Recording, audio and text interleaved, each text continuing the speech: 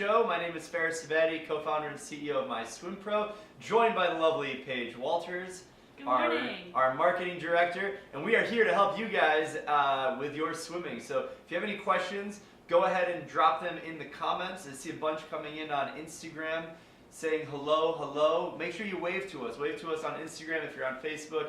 We'd love to hear from you. Give us a shout out. From España, what's going on? Howdy. Oh, I see the wave. I see the wave from the Philippines. Welcome to the show. Welcome to the show. So while people are starting to come in, the first question I have for you guys actually is, what are your swimming goals? So in 2018, for this season, if you're competing in competitions, what are your goals? What are you trying to do in swimming? Please share them with us, and then we can share them with everyone. We can see how we can help you achieve your goals. So whatever your goal is, whether it's trying to drop time in your race, or maybe it's getting into swimming, maybe it's doing a triathlon, maybe your goal is to improve some element of your technique, maybe it's the 200 backstroke and you want to take 5 dolphin kicks off every wall. So whatever goal you have, go ahead and share it with us. I see a lot of people waving. What's going on? The waves. Yeah, lots of waves. This is good. So just go ahead and tell us what your goals are. If you want, we can start if you want to help me out with some of my upcoming Yes, goals. yes, let's hear it. What's going on? Alright, so to give you guys a quick background, my name is Paige, and I grew up swimming. I swam in high school, and then I played water polo, and I played water polo in college. So I feel like I'm a very confident and great water polo player, but I'm just now getting back into masters swimming. Masters Nationals is 8 weeks away. I have about 8 weeks to train for Masters Nationals, and I can't decide what events I want to do. So I guess setting goals of like, how do I pick what events to swim, and how do I train for those events. And background is I swim like 100 free, 50 free, and 100 breaststroke. Cool. Well, welcome back to swimming. You never really left it if you're doing water polo and everything, so welcome back to the party. So when it comes to picking your events, a couple different ways you can approach it. So you don't want to take on like too much too early, otherwise you'll feel overwhelmed and you have too many things to think about. So if you're just getting back into swimming, I would recommend sort of limiting your event lineup to maybe 2 or 3 events that you can focus on. Maybe even it's just 1 or 2 events that you actually focus on, and then you sprinkle in another few events that sort of complement it, but you're just doing them for fun. It's all for fun, but you're just doing them to complement the main. So let's say you said you did breaststroke? Yeah. 100 breaststroke.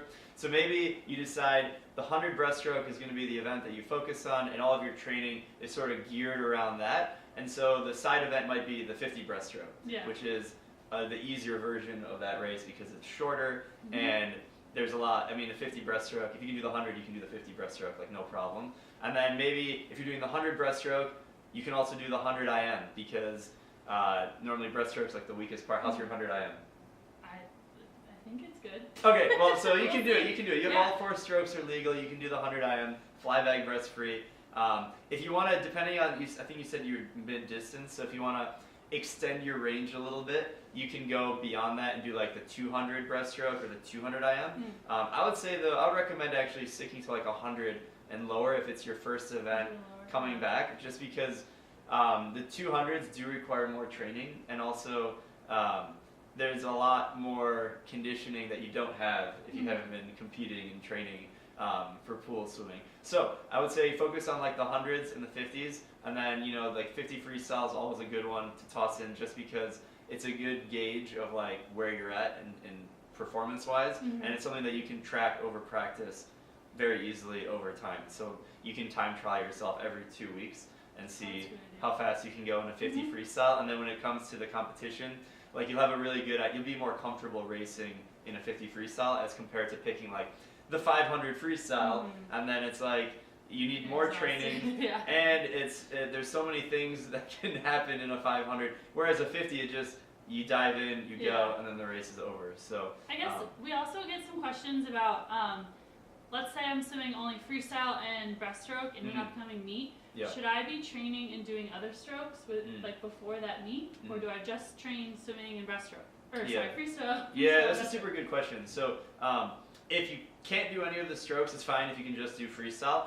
If you can do the other strokes, or even if they're not that great, it's really beneficial to train all the strokes, because it teaches you to grab the water in a slightly different way. So like the pull pattern underwater is almost the same for all the strokes, but the way you initiate the catch and the way your body position is slightly different, and so you refine your feel of the water by swimming all the strokes. That's why IM training is so good. So if you do like any kind of transition IM or butterfly, backstroke, breaststroke, freestyle, even if it's broken up by 25s or 50s, when you train all the strokes, it's the best form of conditioning, and it develops your feel of the water faster than if you just did freestyle. So even if you're just trying to be good at freestyle, you should still incorporate IM training.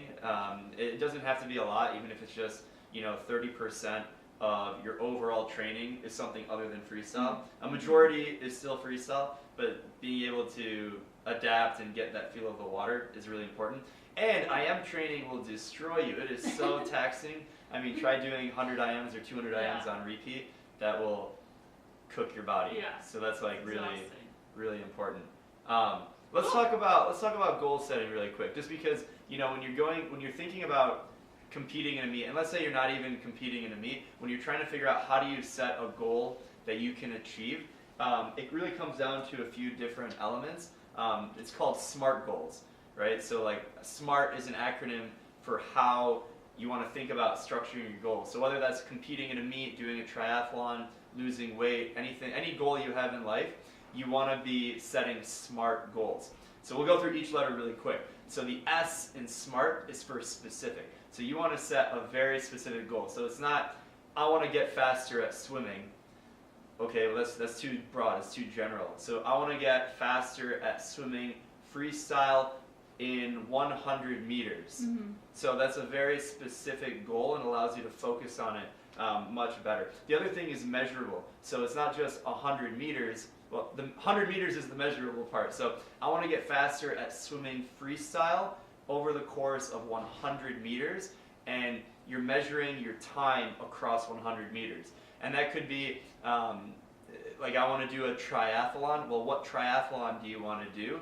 Is it the sprint triathlon? Is it the Olympic distance triathlon? So being able to focus on having a specific goal and also having it be very measurable. The A is for achievable. So you don't want to set a goal like, I want to do an Ironman triathlon, and you've never done a triathlon at all, and you're picking the longest triathlon. So it's not that achievable for where you're at. The same thing would be, I want to make the Olympic team, right, in swimming, but maybe you're not at an elite international level. So making sure that, if we go back to the initial goal of, I want to swim 100 meters freestyle in, I want to go under a minute. So I want to go under 60 seconds. If your time right now is 1 minute and 2 seconds, that's pretty achievable. It's reasonable to think that you can drop 2 seconds. If your time is 2 minutes, then it's not really achievable. So you should adjust what your specific measurable time that you're trying to achieve is, and then make sure it's relevant. So that way, it's something that you can focus on, that you're passionate about, and that you can really put all of your energy into improving.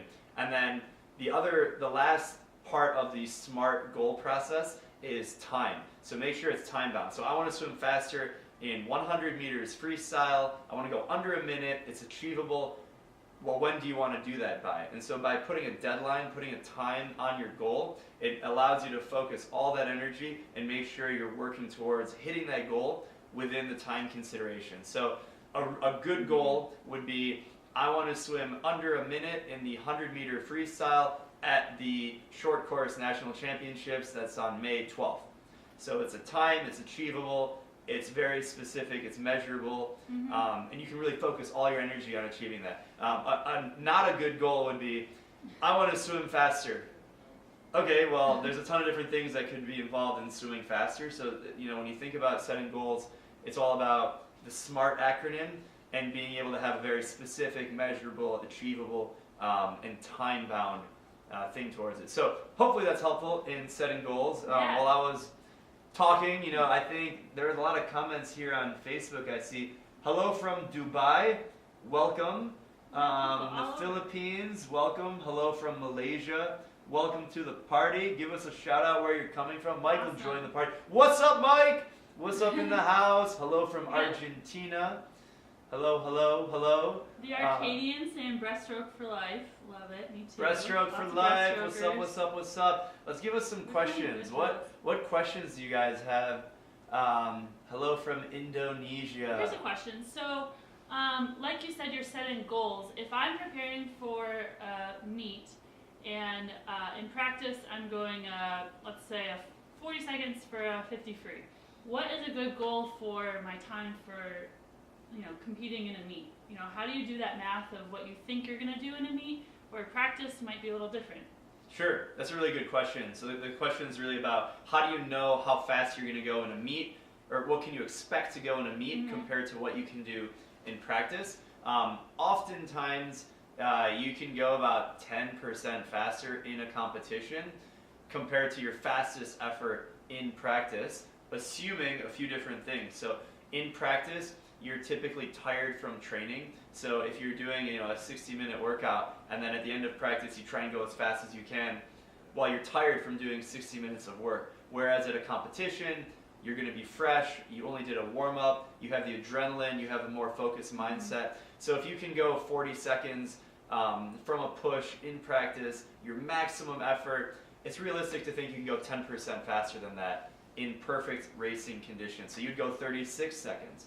Now that becomes a little bit more skewed. It's actually more than 10% the slower you are. So if you're going 2 minutes, for example, in a 50, it's realistic to think you'd actually go maybe closer to 20%. So you can drop even more time. If you're a really elite swimmer, you might only be a few percent faster in a competition compared to what you can do in practice. So like the best swimmers in the world in 50 freestyle on the men's side, in short course meters, they could go maybe 22 seconds from a push. And, those same guys might only go 1 to 2 seconds faster tops in a competition. So they're maybe only dropping 5%. But it's because they're moving so fast and their training is so refined that they're able to execute and practice at such a high level. Most of you guys are not at that position, so I wouldn't worry about that. So 10% is a good rule of thumb. There's another good rule of thumb that you can apply to your 100 time. So if you do a 50 from a push as fast as you can go in training, that's representative of what your second 50 would be in your 100. So for example, let's say you're a 100 breaststroker, and you can do from a push in practice, the fastest you can go is 35 seconds. So in 100, your second 50 should be about 35 seconds because that would mimic the fatigue and from a push that you would have in an actual race. So if you can go 35 seconds in a 50 breaststroke from a push as fast as you can go, it's realistic to think you can go 31 or 32 seconds on the first 50 of that 100 and then 35 seconds on the second 50 of that 100. So you'd probably be able to go like a 107, 107, 106 depending on how fast you are on the first 50. So, I don't know, does that answer your question? Yeah, that's great. And we'd love to hear what your goals are. So, if you have any goals for your swimming, your fitness, your training, even your personal growth, right? What are you working on that's helping you get in the pool and work out more? What do you want to achieve in the next 6 months, year, 5 years? Write your goals down. Ask us questions on what are some tips for reaching those goals. We'd love to answer them. All right, so on Instagram, I saw we had, someone's competing, Paul's competing in a competition on Saturday, so good luck, swim fast. And then there's a question about backstroke. How do you swim faster in backstroke, basically? Tips for backstrokers. So there's a few things that come to mind. I think we mentioned this in last week's video, but focusing on your stroke tempo is probably the easiest way to get faster in backstroke, depending on your level. So when you're on your back, it's really easy to get comfortable and to just relax and just because you're breathing the whole time. But just like freestyle, you can't really go easy all the time. You have to be able to train it at speed. So working on your tempo, increasing your stroke rate when you're doing backstroke, like how fast your arms are moving, and never really going slow. There's a difference between having a relaxed and controlled stroke and swimming slow all the time. So it's important in backstroke to balance. There's only specific times when you're swimming controlled and relaxed. Otherwise, you're moving fast. Your arms are fast, your tempo is fast, your stroke rate is moving, and that's training your body to have more stroke cycles, and as a result, assuming you can hold your technique somewhat together, you're going to go faster. And you have to do that in training. It's not going to happen in a competition. If you train your body to swim slow in practice, then you're going to be swimming slow in competition. So you have to do it in training, and what gets measured gets improved. So make sure you're hitting times in practice that would allow you, when you go to a competition, to get faster and faster. So, but it happens in training. All right, we got a few people waving. What's going on? My goal is to get faster for nationals in Nice. May. Michael, that's a great question. Michael, you got to let us know what events you're swimming, then I can help personalize this recommendation. So, if nationals is in May, so we're about 8 weeks out from U.S. Masters Nationals. So the next 4 weeks should be your ramp-up period. This is where you're really putting in the hardest training in terms of like volume. So if you're talking about, how much distance you're swimming, the next 4 weeks you should really build into the highest volume. And then after that, you're going to start to taper off of that. So when you taper, it means, so just to kind of take a step back, like what does taper mean? Taper is this concept where you basically let off of the gas pedal on the total volume of training that you're doing, so that your body has this super compensation effect, so that you feel really good and refreshed. Because what happens is when you're in the middle of hard training, your body starts to fatigue, and you're in the building phase. You're building your aerobic system, you're building your muscles, and then when you taper, your body gets a chance to rest and recover. And so, you're not letting off the gas pedal on intensity, just your total volume. If anything, your intensity can continue to go up as you get closer to the competition, and then you start to reduce your volume, maybe 10% per week in the last 4 weeks leading up to the competition. So let's say you're doing 10,000 meters per week in training at your peak. 4 weeks before the competition, you might drop to 8,000 meters, and then 3 weeks you're at 6,000 meters, and then 2 weeks before you're at 4,000 meters, and the week before you're only at 3,000 meters. So, that's only 30% of what your total volume was. And over a 4-week taper, it depends on how long your season is. But, if you're right now to May, that's 8 weeks. I would say 4 weeks out from May is when your taper should really start to hit. And every week you're doing a little bit less, and it allows you to have more energy. And you can focus on some of the details a little bit more and really activating those fast twitch muscle fibers that weren't getting activated while you were putting in the work, now to the next 4 weeks. So good luck at Nationals, Mike. Yeah, I don't know if you commented we got lots of questions here, and waves on Instagram. Thank you guys so much. I'm going to answer this one really quick. So any advice on fly kicking from Instagram? Andre. What's up? So butterfly kicking, right? So can you do the wave, right? Like here it is. This is the wave. So if you look at what's happening right here, it's kind of like this fluid movement. It's not rigid, so it's not like this and then this, right? So in butterfly, when you're doing an undulation, it's really important to engage your entire body, and that starts with your rib cage, with your upper abs, and it extends all the way down through your toes. A big mistake that a lot of people do when they're doing dolphin kick or even freestyle kick is they bend their knees a lot, and you want to keep your body relatively compact, so your legs are almost straight, and it's your core that's activating the actual dolphin kick. It's not your legs separate from your upper body. It's like your entire body is working together to create a fluid movement. So when it comes to applying that in your actual training, whenever you're doing a kick set or when you're doing pushes off the wall, think about keeping your core really tight and engaging your entire body on the dolphin kick, kicking up and down, because your core has muscles on the front and also on the back, your lower back, glutes, and hamstring. A lot of people don't engage the kick in both directions. You're only kicking in one direction. So it's really important that you engage your body to kick up and down on the dolphin kick, and that'll only happen through practice in training off the walls and everything like that. Yeah. I cut you off. What was the question?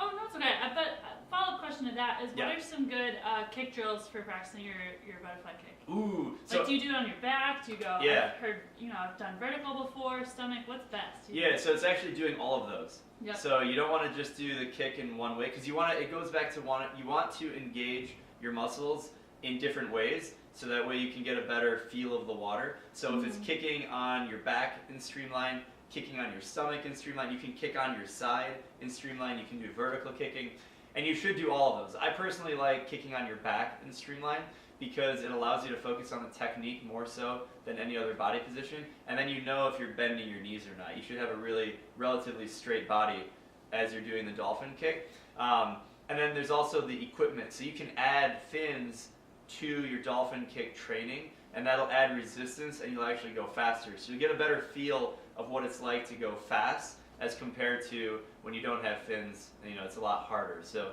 I definitely recommend training the Dolphin kick in as many different variations as possible, but you have to keep in mind the technique needs to be really good, because you can kick in a bunch of different ways, but if you're reinforcing an improper technique and you're bending your knees a lot, it's no good. You need to make sure you're really engaging your whole body. Yeah. And We keeping your legs actually straight. put together a really helpful guide on our blog about how to get the most out of your butterfly. So visit mystempro.com/blog, and you can find it on there.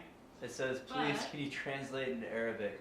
I'm sorry. We're working on أنا it. أتكلم في اللغة العربية بس اليوم, you know, sorry, not Love today. it. Any Awesome. tips on breaststroke to get faster? All right, breaststroke is different than backstroke. So backstroke, I said, is all about tempo.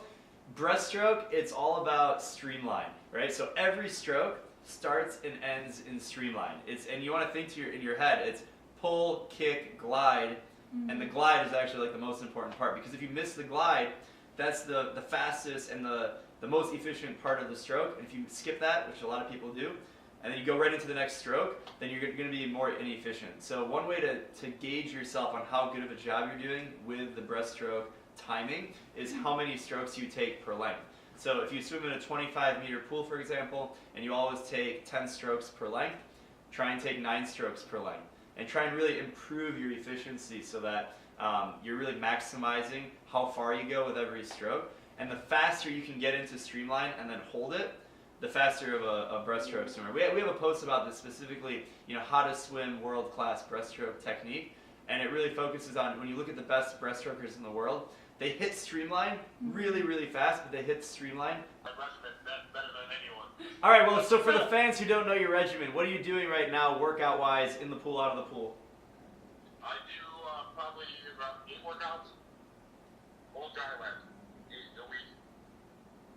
So you're doing 8 workouts a week. All right, so let's if we wanted to add a swim training program leading up to I nationals. need probably 3 days a week, right? Yeah, so I recommend 3 days a week. Yeah. And if you can actually only start out with 2 days a week, that's fine. And your volume isn't really that important. It's actually more important to start getting your feel of the water back. And so how fast you go, the technique is actually not that important. It's more about just getting in the water and then getting your aerobic system used to what it's like to breathe doing freestyle. Because even though you're doing 8 workouts a week, that's not really that relevant when it comes to engaging like the swimming, you know, human physiology. So if you can just get in the water 2 or 3 times a week, super light in the beginning, and then as you build, you should spend about 4 weeks building up to 3 workouts a week. That could be anywhere from 1,500 to 2,000 yards. And the goal of those workouts is you want to build on each workout. So if you start out doing, you know, 450s as your main set in week 1, week 2 is 650s, then it's 850s. Then it becomes, okay, 850s is plenty. Now we're going to go and we're going to do interval training. We're going to decrease the threshold. We're going to start adding speed. We're going to start doing some builds and descent. And then after about 4 weeks, your feel of the water should be pretty good. And then if you want, kind of leading into it, I always recommend doing more swims of shorter distance rather than doing longer workouts. So it's much better to do 4 swims per week of shorter duration than to do 2 workouts per week, even if it ends up equaling the same total time or distance in the water. And the reason for that is you want to have an improved feel of the water, which only comes from frequency in the pool, not necessarily total volume in the pool. So when it comes to like your other dryland activity stuff, you don't really need to change very much of it. It's kind of more your time consideration. So if you can keep 8 workouts per week, that's fine. Just be cognizant it might fatigue you a little bit in the water, but you wouldn't really need to drop any of those. And then when it comes to like the taper, that's basically you should just keep getting faster every single week leading into the competition. You don't really need much of a taper. I would let off the gas pedal like 2-3 weeks if you're just, especially if you're just getting back into it, like 2 to 3 weeks, you would start to let off the gas pedal. Kind of how I talked about the training plan earlier. But every week you should try and focus on getting a little bit faster at some elements. So like starting with your streamline, then starting with your actual catch, you know, initiating a good catch, and then your kick should develop, keep getting faster every single week. And then only the last 2 weeks you actually like do like a drop taper, and then you should be able to perform and then make it happen. Yeah, no, that's all I find is getting up that window early. I know, you gotta get up. Set that alarm. Say like 10, like a warm-up to work that I should start with and end with. So this question is, what warm up do you start with and end a workout with?